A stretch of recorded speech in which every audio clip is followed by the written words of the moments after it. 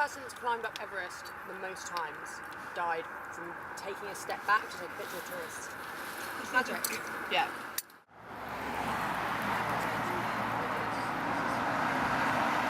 Okay, don't do it. Okay, don't then.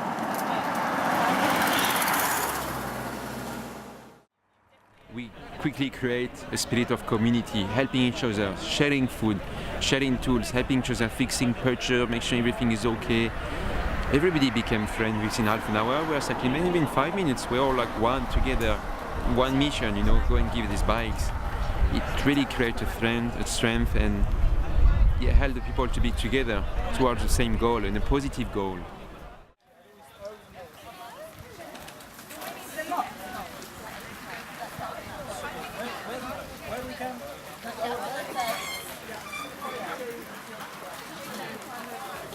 We got really lucky. We found a huge Chinese restaurant that was empty, and so we went in there and we all ordered food, and there was, I don't know, about 50, 60, 70 of us all eating food in this huge Chinese restaurant last night.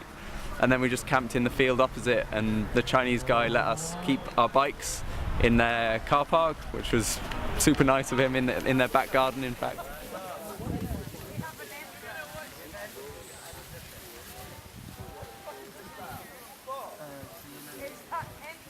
Of course, lots of people were ill-equipped, people were not really experienced cyclists, but we made it through. There was like support vehicles, people giving us directions.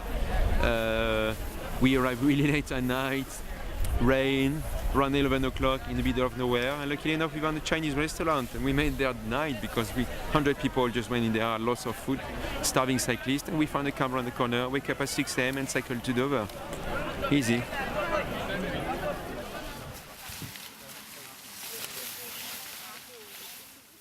The original idea was 3 friends who volunteer and work for the Bike Project in London, and they knew that I'd been to Calais several times before, so they asked me if I thought it was a good idea to cycle some bikes to Calais, and yeah, it's a great idea.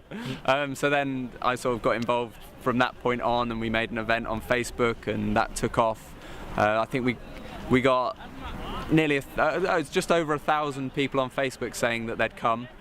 Obviously that didn't happen, but it was nice that there's that show of support. I think it's more important, like 1,000 people showing their support for this idea of bringing a bicycle, which is really an instrument of freedom, to these people who have no freedom. They're stuck here, they're living, you know, as you can see, in waste ground in a bleak part of northern France.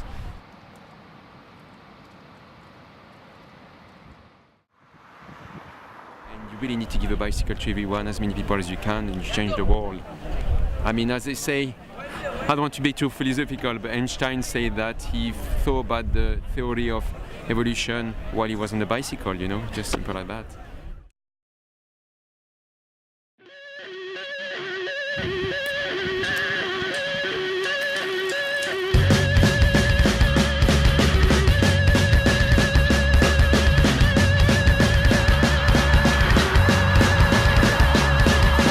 Hardcore, sabe onde é que faz? Lá no alto Zé do Pinho.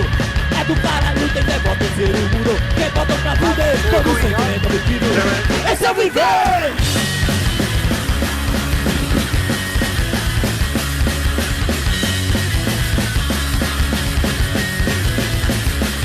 Rock, hardcore, sabe onde é que faz? Lá no alto Zé do Pinho. É do caralho, tem devoto em ser o muro. Quem botam pra fuder, todo sentimento do tiro.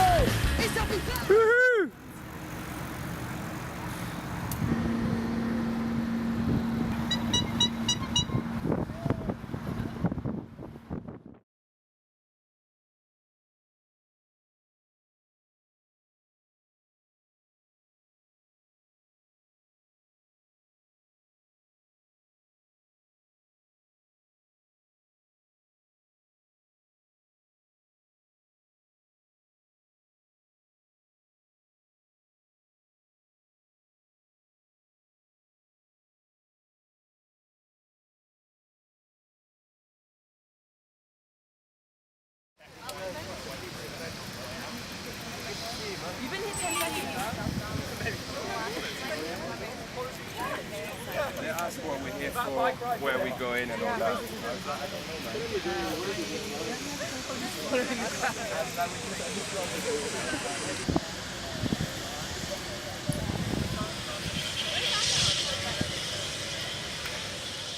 And they think if you take a photograph of me and whatever, my family is going to pay the price for that.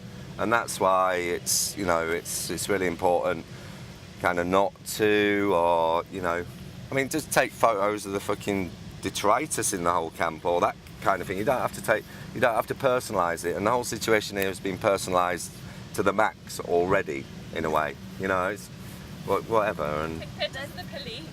huh? Take pictures of the Yeah, yeah.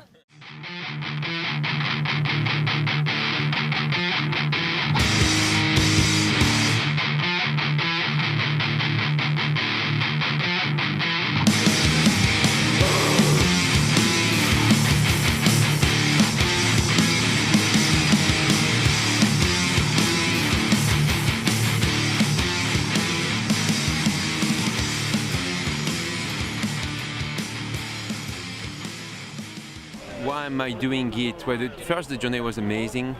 You met all kind of people. It was really eclectic, like cyclists, not really non-cyclists, people who are here to help refugees, people because they are like activists for any reasons, for prisoners, from housing, from all the problems we have in the UK and in this world. And myself personally, I'm here because I believe in cycling changing the world. Cycling's changed my life. And I believe every bike can change someone's life, and I was doing it with the refugees, with poor people, homeless.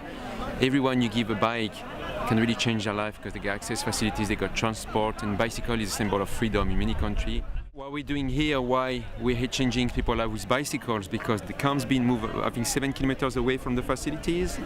So you might need a bike to go to the doctors, to go to the supermarket, to even go around to do anything, to go to the court, to appeal, to go to the other charities, to help people. And these people really need a bike, so that they're stuck in a camp where they have access to anything, to nothing. There's 3,500 people here who need bikes. Everyone wants a bike. A bike is a way of, you know, you can power yourself, you have some control over your movement. At the moment, I mean, you can see the factory in the background. Calais is another 5 kilometers past that factory.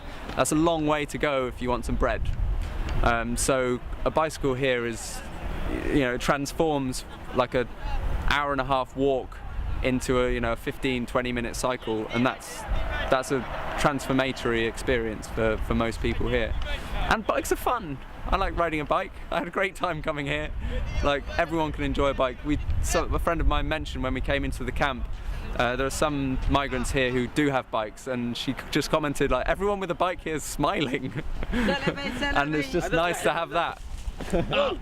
Some other people are smiling as well. Hey. Oh, my project is called the Glasgow Bike Station. I've started it 10 years ago because I learned to ride a bike at 30 years old, 5-6 years ago actually, and changed my life. I used to work in corporations and like for-profit organizations, and I hated it. I didn't like the way they treated people and employees, and I started to do my own project to help the people. And we try to get people to give a bike to anyone we can, help them to get into their bike, whatever they are. They are poor, homeless, rich people, old, young, anyone needs to get a bike, wherever they come from. It's a miserable existence living here. People are in kind of makeshift shelters, quite often tents, taped together with duct tape and strung up with bungee ropes. And I mean, you can see some of the stuff here. It's kind of like sheeting wrapped around like a wooden frame. And that's what they have to get through the winter, which is coming upon us. And in Calais is full of rain and wind, and it's bitingly cold. And ultimately, there's nothing for people to do here, really. We've heard stories of a library's been set up. They need books. These people quite often have been forced to leave their homes in Sudan or Afghanistan or Syria or wherever it is, and their education has been cut short at like 13, 14. These people are hungry to learn and to discover what their life can bring for them. I've been here in the past as an English teacher, and I've done 4, 5, 6 hour lessons just because I don't feel like I can leave whilst my students are so hungry to learn. So yeah, bikes give people something to do as well.